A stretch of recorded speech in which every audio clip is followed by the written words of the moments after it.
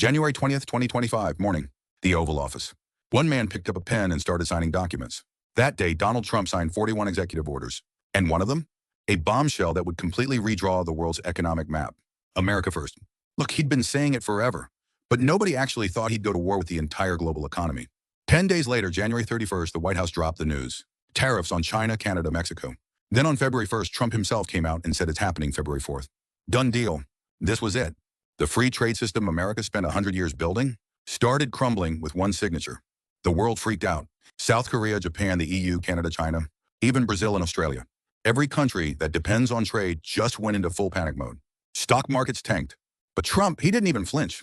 April 2nd, 2025. He called it Liberation Day. He invoked the International Emergency Economic Powers Act, basically declared the trade deficit a national emergency. And then he hit 183 countries with tariffs. 183 countries. Think about that for a second. This wasn't just policy. This was the first time since the Smoot-Hawley Tariff Act back in 1930, during the Great Depression, that America put up walls this massive. And experts were warning us this time's going to be way worse than back then. Why? Because the global economy today is like 50 times more tangled up than it was in the 30s. You've got semiconductors made in South Korea, assembled in China, sold to American consumers. That whole system could collapse overnight. April 5th, the baseline 10% tariff kicks in, and boom, global markets nosedived. NASDAQ dropped over 6% in one day. This became what we now call the 2025 stock market crash. Investors were dumping stocks left and right. Dollar went through the roof. Treasury yields spiked. When the American economy itself started wobbling, Trump quickly hit pause. 90-day freeze on tariff hikes for 56 countries. But here's the thing. This wasn't him backing down. This was strategy. Trump basically took the world's biggest consumer market. That's us. And held it hostage. Then he started calling world leaders to the White House. Canada's Prime Minister Trudeau had to jump on a plane to D.C., like immediately. South Korea's government scrambled emergency meetings. Japan called an emergency cabinet session. The EU started prepping retaliatory tariffs. But here's where it gets really wild. Trump's reciprocal tariffs? Yeah, they weren't reciprocal at all. Get this, the UK actually runs a trade deficit with us. And they still got slapped with 10% tariffs. Australia, Brazil, Singapore. Countries that don't even give us a trade surplus got hammered anyway. This wasn't about fair trade. This was a shakedown. Plain and simple. The message was clear. You want access to our market? Play by my rules. And countries didn't have a choice. July rolls around and Trump drops another bomb. 50% tariffs on copper. Copper. The stuff that goes into semiconductors, aircraft, EV batteries, ammunition. Basically everything high-tech. He pulled out Section 232 of the Trade Expansion Act, saying copper imports are a national security threat. Then July 31st, Judgment Day, Trump announced the final tariff rates taking effect August 7th. South Korea got knocked down from 25% to 15%. But 15%, that's not exactly a win. Japan, the EU, 15%. China got walloped with 30%. And 46 countries, including India, got hit with even more than 15. But here's what people missed in all this chaos. Trump had cards he hadn't even played yet. His real target wasn't tariff money. It was something way bigger. And that secret weapon still hasn't been revealed. Over the course of 2025, America's average tariff rate exploded from 2.5% to 18.3%. That's the highest it's been in almost 100 years, since 1934. Experts were saying these tariffs would cost the average American family an extra $2,000 to $400 a year. Low-income families, they'd lose about $100 to $300 annually. But Trump kept saying he could use tariff revenue to eliminate income taxes. Eliminate them for everyone making under $200,000 a year. Sounds amazing, right? Except when you actually do the math, tariff revenue barely covers 25% of what that would cost. So where's the rest supposed to come from? That's where Trump's real plan was hiding, what he was actually going after. Meanwhile, the trade war with China went nuclear. America slapped 145% tariffs on Chinese goods. China fired back with 125% on American products. The world's two biggest economies in a head-on collision. The global economy was staggering. May 6th, CERT. The first cargo ship hit with that 145% tariff arrived at a U.S. port. Its cargo cut in half. The global supply chain was literally collapsing in real time. And right now in 2026, Trump still hasn't stopped. We're heading into year 2 of his administration, and experts are predicting an even bigger storm. Nobody knows what his final move is yet. But one thing's crystal clear, this tariff war isn't just about trade. It's a massive play to reshape who runs the world, with America on top. So what's Trump really after? Why is he doubling down on this gamble, even if it means turning our allies into enemies? And what's that final weapon he still hasn't pulled out? But here's what most Americans completely missed in all this madness. Behind these tariffs, there was a plan, a very carefully designed strategy. And the guy who wrote that plan? Most people have never even heard his name. Let's talk about the blueprint nobody saw coming. November 2022. A white paper dropped in Washington that shook the entire political establishment, written by an economist named Stephen Miran, a user's guide to restructuring the global trading system, also known as the Moran Report. Now here's the thing about this guy. He's not just some random economist. He's currently the chairman of Trump's Council of the Economic Advisors, one of the most powerful economic voices in the White House. And when experts read this report, they were floored, because it revealed something huge. Tariffs weren't just about reducing the trade deficit. They were a meticulously planned strategy to artificially weaken the dollar and resurrect American manufacturing competitiveness. Moran argued in his report that the dollar is seriously overvalued because of its status as the world's reserve currency. And his solution? Use tariffs as leverage to negotiate with countries and create something called the Mar-a-Lago Accord, a whole new international monetary order. The Mar-a-Lago Accord, named after Trump's resort. This was basically the 1985 Plaza Accord version 2.0. Remember the Plaza Accord? Back in 1985, America pressured Japan, Germany, Britain, and France into devaluing the dollar by 30%. American manufacturing came roaring back, but Japan's economy fell into a 30-year slump. Trump wants to do it again, except this time, the targets are China, South Korea, Japan, and Europe. So what Trump was demanding from countries wasn't just lower tariffs. It was investment commitments, currency policy cooperation, market opening. March 24, 2025, Hyundai Motor Group chairman Chung Yui-sun showed up at a White House event and promised to invest $21 billion in America over the next 4 years. That's about 30 trillion won. But that wasn't the end of it.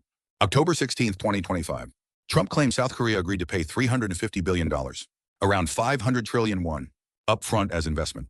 The Korean government scrambled to clarify, but Trump just kept repeating that number.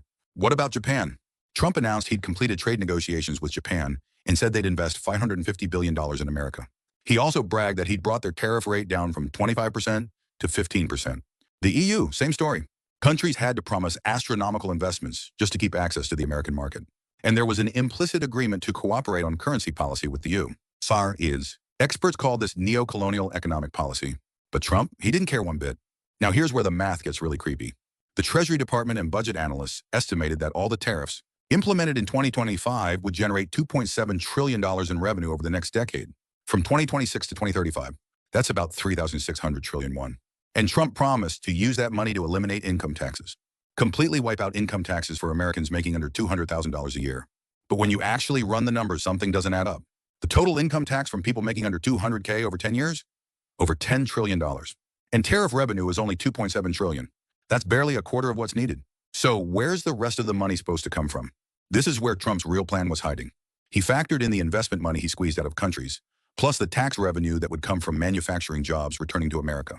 When companies like Hyundai, Samsung, LG, SK build factories in America and hire American workers, the corporate taxes and income taxes they generate would fill America's coffers. Same logic for Japanese companies like Toyota and Sony. This wasn't just a tariff policy. This was a massive project to reorganize the entire global manufacturing ecosystem around America. That's why one of those 41 executive orders Trump signed on day one created the Department of Government Efficiency. He put Elon Musk in charge, slashing federal spending.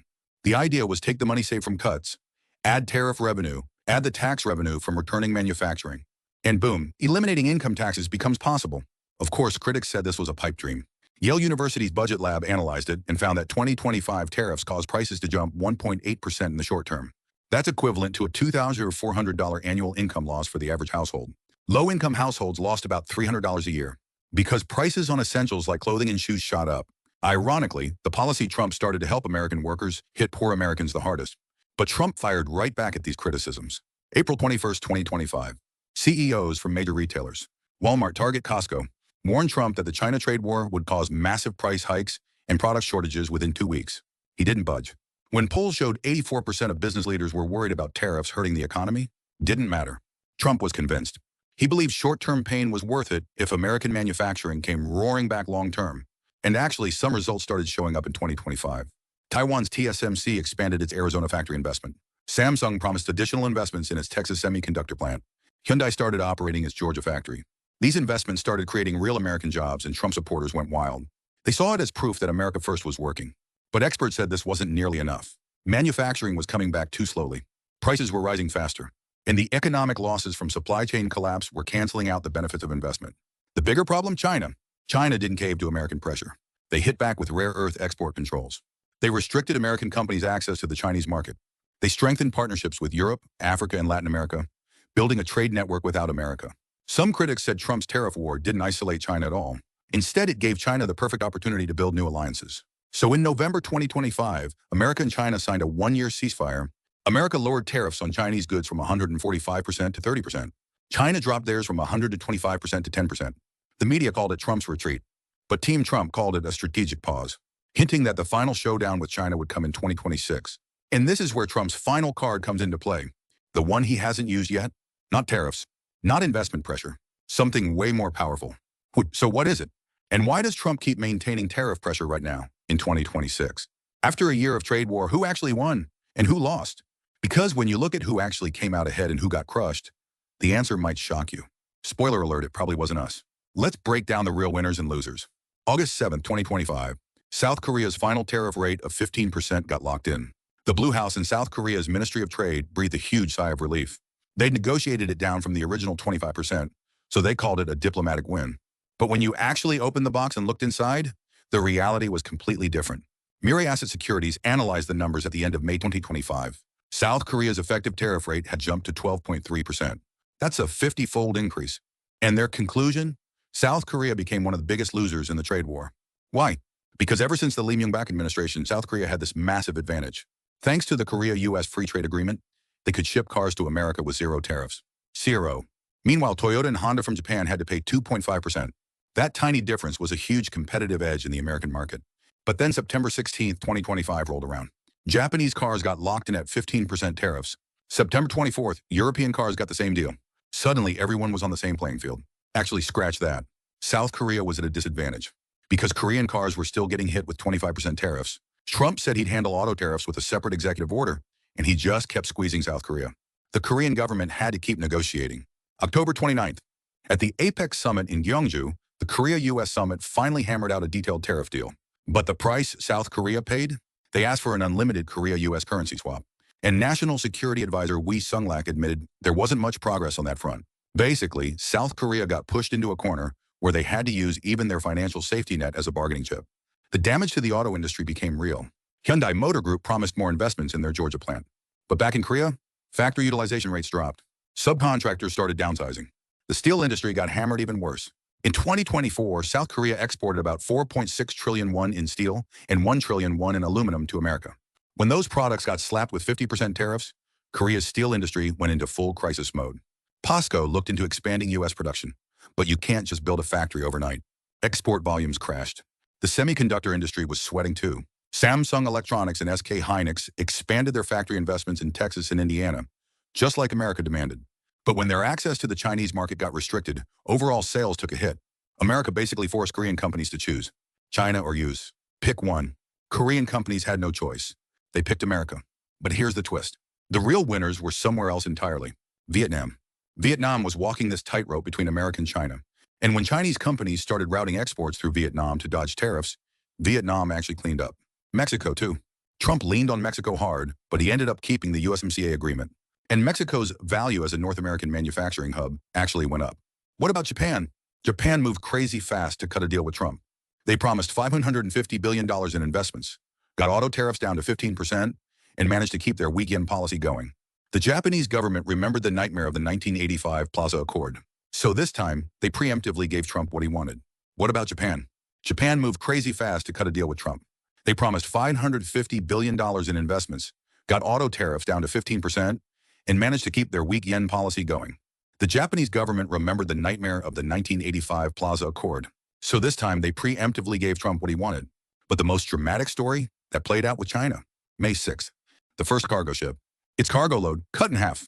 The global supply chain was literally falling apart in real time. But China didn't buckle. They started controlling rare earth exports. Trump tried to use dollar dominance to crush China. But ironically, he ended up giving China the perfect excuse to build an anti-dollar coalition. In the end, both countries signed a ceasefire. But here's a stat that's truly shocking. The tariff war Trump started to help American workers ended up causing the most pain to America's poorest people. Even Trump's core supporters started grumbling. And the polls showed it. So heading into 2026, Trump's cooking up new moves. And word is that plan's going to get revealed at the U.S.-China summit.